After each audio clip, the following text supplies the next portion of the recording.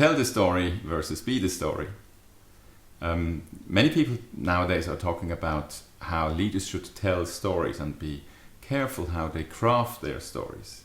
And that's a good idea, because stories that people tell in the organization, that everybody tells each other in the organization, have a huge impact on shaping the culture of an organization.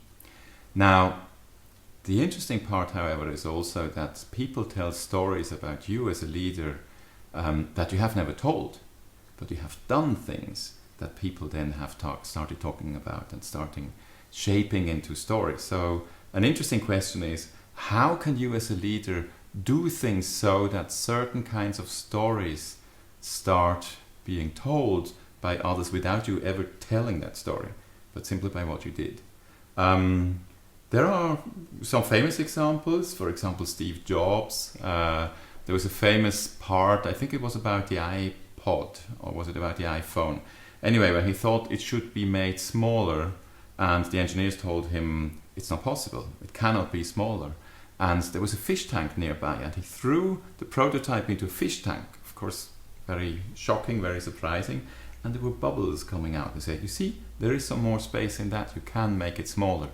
Now, what is important about this element is not, he could have just told the engineers, but by doing it this way, in a very expensive way, of course that created a story that was told in the company, that was told around the company, and that had a very big impact on how obsessed he was with quality and with achieving the design goals that he has made.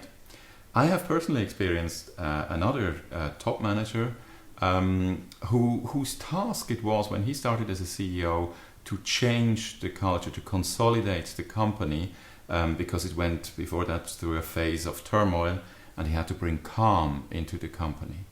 And part of what he did was he worked at taking out hierarchies, about making hierarchy less felt.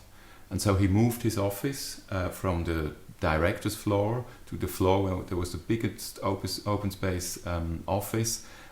He started eating usually about once a week in the canteen without an appointment, so that he would sit at the table and just wait for people to sit down with him, or he would ask whether he could sit with other groups.